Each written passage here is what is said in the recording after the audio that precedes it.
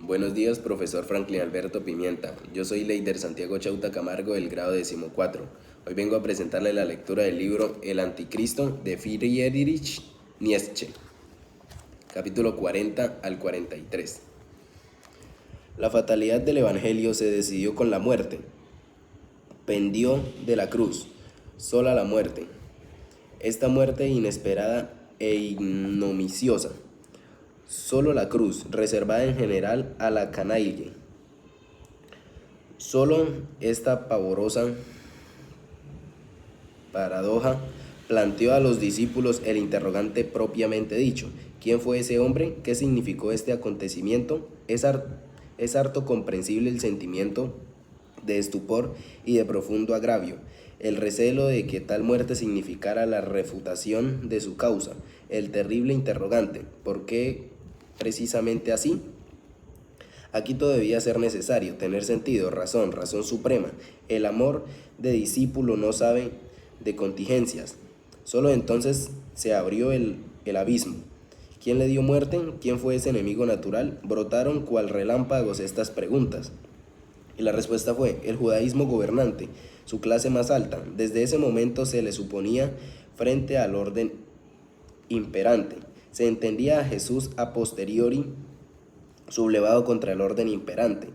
Hasta entonces había faltado en la estampa de Jesús este rasgo bullicioso del decir no, de hacer no. Más aún, había sido la antítesis de Jesús. Evidentemente la pequeña comunidad no comprendió lo principal, lo ejemplar de ese modo de morir, la libertad, la superioridad, sobre todo resentimiento, indicio de lo poco que en un plano general comprendió de él. Con su muerte Jesús evidentemente no se propuso otra cosa que dar en público la prueba más convincente de su doctrina, pero sus discípulos no estuvieron dispuestos a perdonar esta muerte, como hubiera sido evangélico en el sentido más elevado, y menos a ofrecerse con dulce calma serena para sufrir idéntica muerte. Volvió a primar precisamente el sentido más antievangélico, la venganza. No se concebía que la cosa terminara con esta muerte, se necesitaba represalia, castigo, y sin embargo, que hay tan evangélico como la represalia, el castigo, el juicio. Una vez más pasó a primer plano la esperanza popular del advenimiento de su Mesías. Se consideró un momento histórico, el reino de Dios, juzgando a sus enemigos, pero de este modo todo quedaba tergiversado. El reino de Dios como acto final, como promesa. El Evangelio había sido precisamente la existencia, consumación, realidad de este reino. Justamente tal muerte era este reino de Dios. Solo entonces se incorporó a la figura del Maestro todo el desprecio y encono hacia los fariseos y teólogos. En esta forma se hizo de él un fariseo y teólogo. Por otra parte, la degeneración exacerbada de esas almas desquiciadas ya no soportaba esa igualdad evangélica de todos como hijos de Dios que había enseñado Jesús. Su venganza consistía en elevar de una manera extravagante a Jesús, del mismo modo que en un tiempo los judíos, ansiosos de vengarse de sus enemigos, habían desprendido de ellos y elevado a su Dios. El solo Dios y el solo Hijo de Dios son por igual un producto del resentimiento. A partir de entonces quedaba planteado un problema absurdo. ¿Cómo pudo Dios permitir esto? A este interrogante hallaba la razón perturbada de la pequeña comunidad una respuesta terriblemente absurda. Dios inmoló a su Hijo para perdón de los pecados, como víctima propiciatoria. Como acabó de golpe el Evangelio, la víctima propiciadora. Y aún en su forma más repugnante y bárbara, el sacrificio del inocente por los pecados de los culpables. ¡Qué paganismo tan pavoroso! Jesús había abolido el mismo concepto de culpa. Había negado toda distancia entre Dios y el hombre.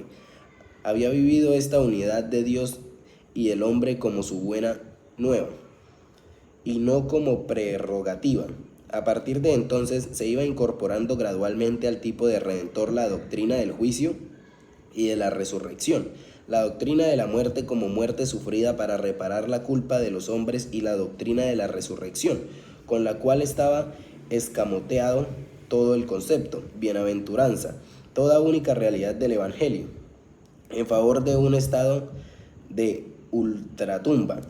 Pablo dio a esta concepción, a este ultraje de concepción, con ese descaro desutilizante que lo caracteriza.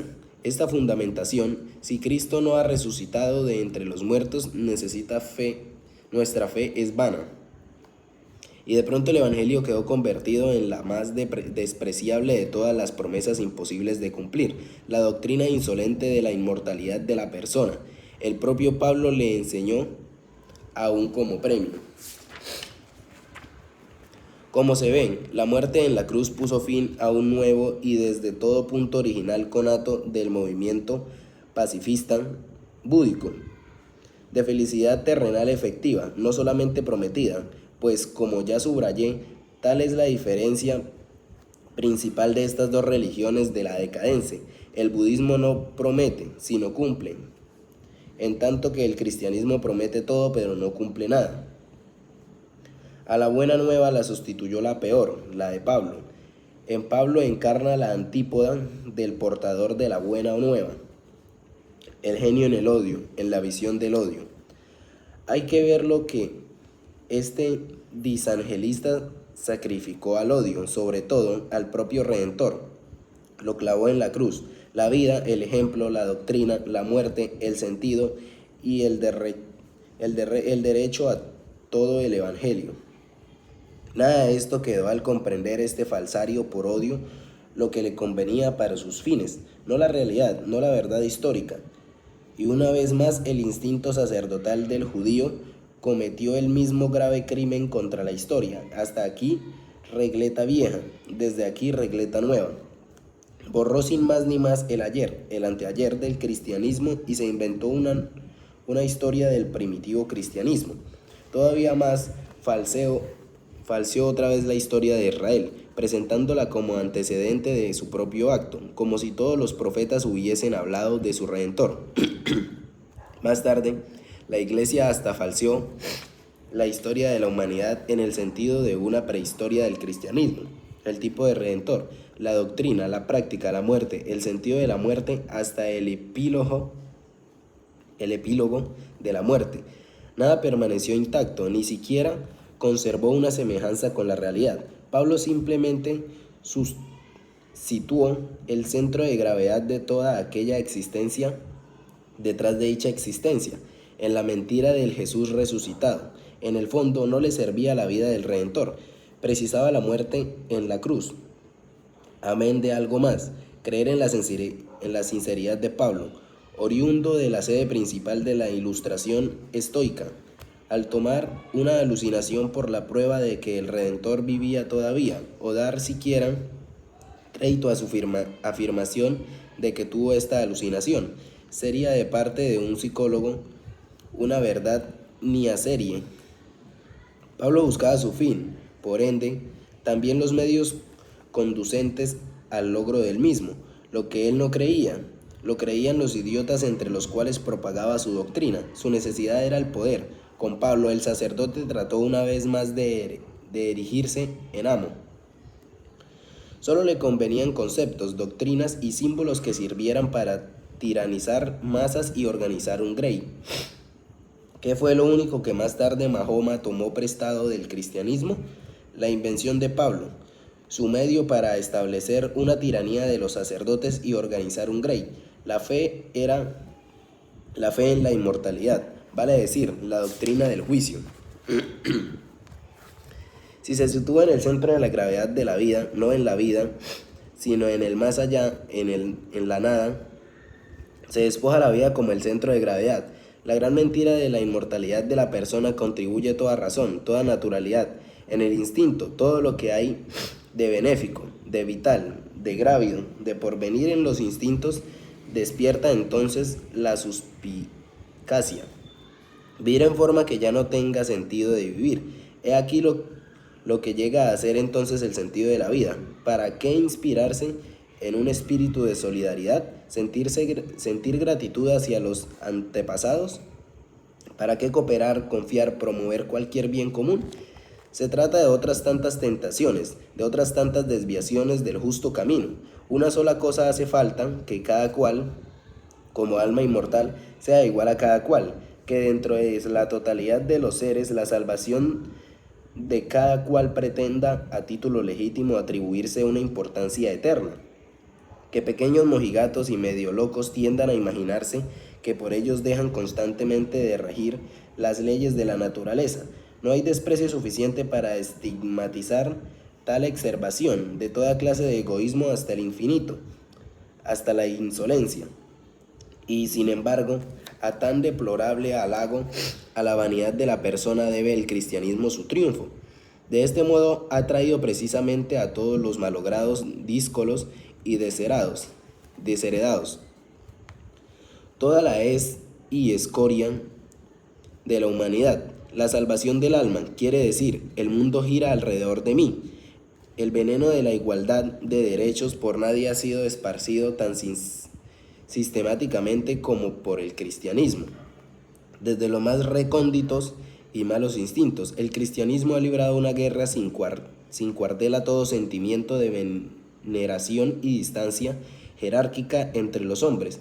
Esto es a la premisa de toda elevación y expansión de la cultura. El resentimiento de las masas se ha forjado su arma principal blandida contra nosotros, contra todo lo aristocrático, gallardo y generoso sobre la tierra, contra nuestra felicidad sobre la tierra, la inmortalidad, acordada a fulano y sutano, ha sido hasta ahora el atentado más grave contra la humanidad aristocrática, y no subestimamos la fatalidad que partiendo del cristianismo ha penetrado hasta en la política.